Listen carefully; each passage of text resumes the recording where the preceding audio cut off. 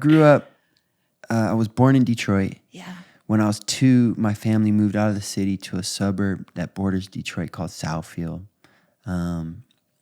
It's like a mostly black city. I guess resultantly, I got really into hip hop. That's what my friends listened to. And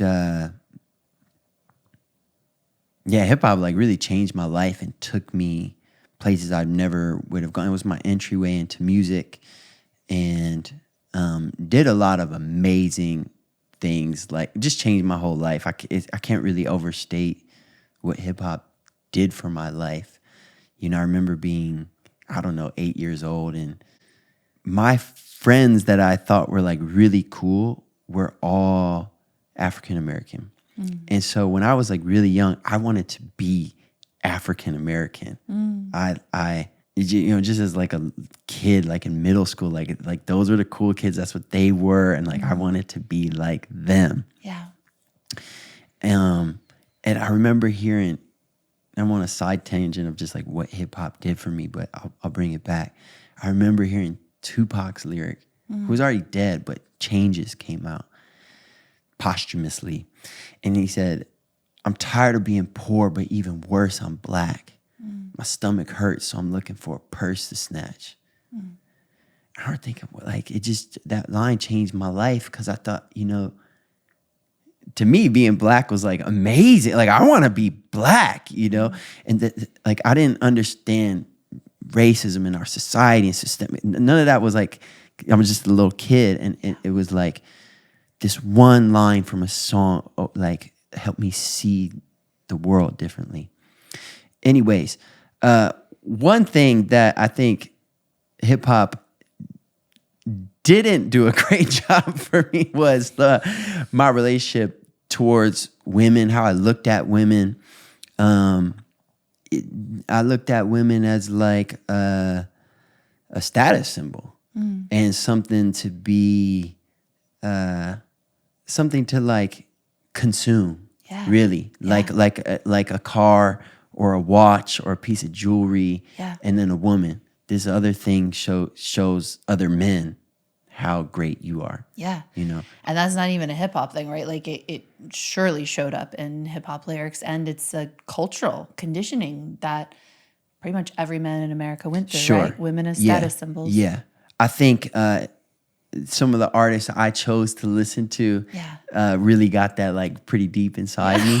And then like here's the second part of that is fast forwarding to later in my life, I became a successful artist making hip hop music. Yeah. And my music, you know, it's kind of like in a blurry genre land. It's hip hop, it's pop, it's whatever. But there's definitely a lot of hip. So now I'm like actually living the life that I always heard like my favorite artists talk about.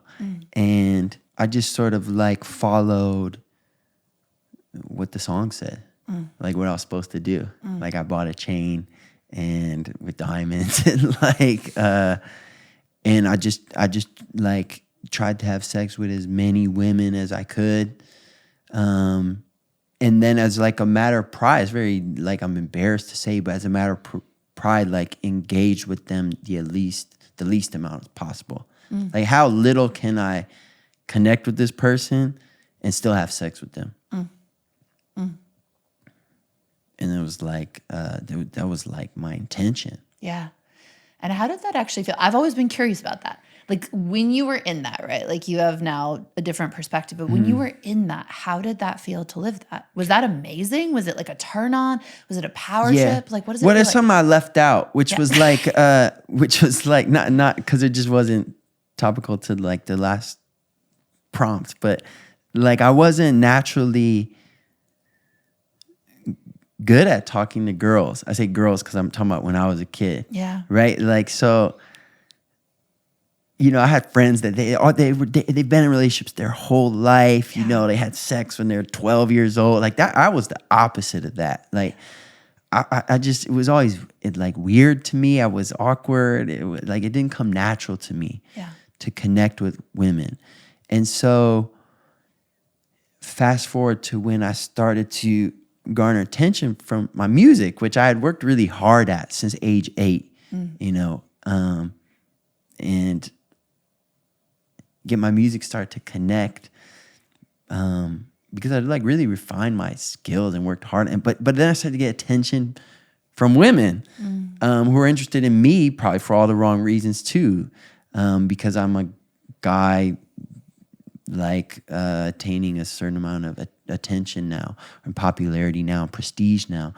And so for me, it was like there was also this icky feeling of like revenge. Like, oh, you meaning like all women, you didn't give me a lot of attention before, and now you want to give me cool, like I'm gonna fuck you, and then I'm not gonna pay attention to you.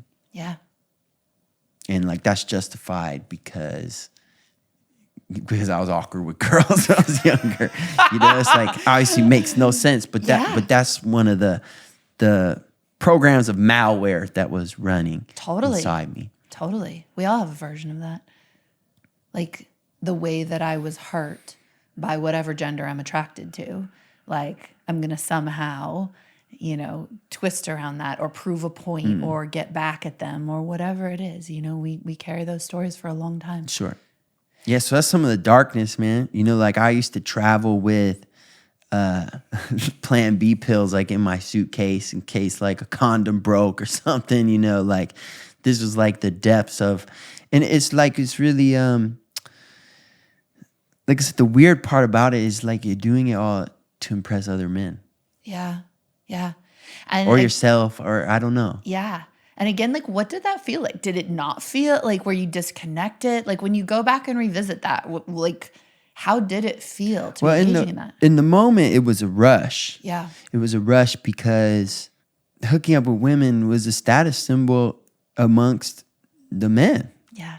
And so now I'm like, oh my God, not only am I making money, but look, I'm stacking up this other, like I said, the analogy before of like consumer product, this other thing that people are going to look at and think I'm cooler. Yeah. So there was a rush to that. The same way, like when I first started to make money, there was a rush to that. And when my music first started to get popular, there was a rush to that too.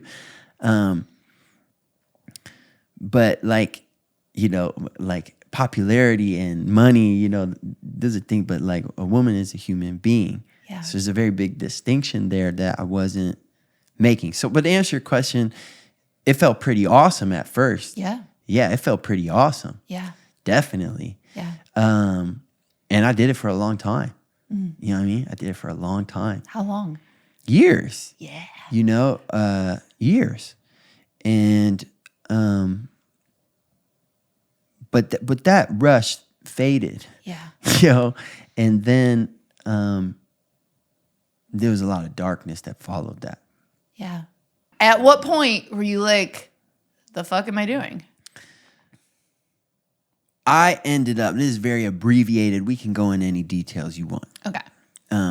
But I ended up basically a very successful, lonely, like rich white dude. Yeah. And I knew I had these we use that metaphor earlier, like this malware running. Yeah. And I knew there was more malware than I really could even like see. Yeah. And it was preventing me from dating, from real connection, from having like real love in my life. Yeah. And I had a few very short relationships, and I would really like lose myself and they'd feel wrong for some reason. I would end them, but I knew deep down that the problem was me. Yeah. And so even though the relationships would be over, there was kind of just this dark cloud over me, because I knew that, you know, I would say to my friend, oh, why'd you break up with so-and-so? I have a list. I'd tell them of things wrong with my ex. Yeah.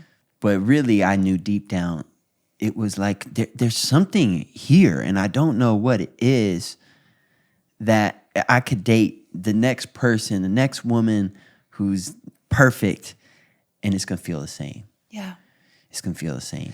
And I think I just want to pause there for every man who's felt that way, right? Like no woman's good enough or something's wrong with everyone. Like the pain that you can be in, but also how like underneath that is this like terror of love, like terror of connection, real connection. And I think people of all genders for sure, but women can absolutely like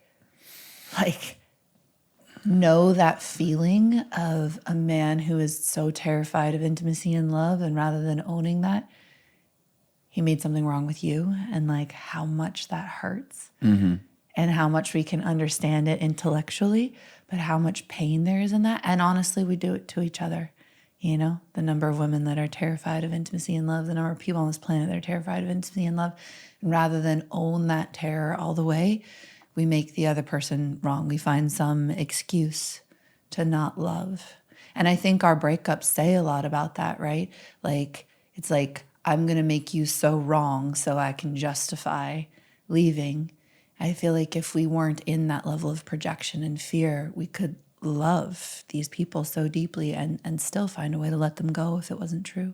Yeah, absolutely. I mean, the only caveat I would put is like, without tools, and I think it's part of your goal in making, without tools to work through those things, there's really no option at the time. Yeah. Yes. So even though what you're doing to the other person is exactly what you're saying, like, it was my fault. Yeah. I did hurt those women Yeah. in that way. They did feel all the things you just said so eloquently. Yeah. That like, he's afraid, but he's scared, so he's making me wrong. For me at the time, I didn't have a resource to turn to not do that. Yeah. And so I want to not to have compassion for me, because those relationships were my fault, but to anyone listening, and I think that's why what your life is about, is to create those tools for people, and why I wanted to be here today.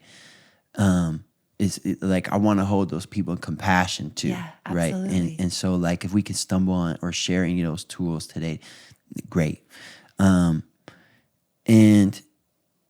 yeah, this just translated to immense amount of like loneliness for me, and then translated to depression and physical sickness. And that may sound like a kind of woo-woo or whatever to people, but I have like, I mean, when you feel a negative emotion, you feel it in your body. When you feel a positive emotion, you feel it in your body. And when you're depressed and you feel negative, like consistently for long periods of time,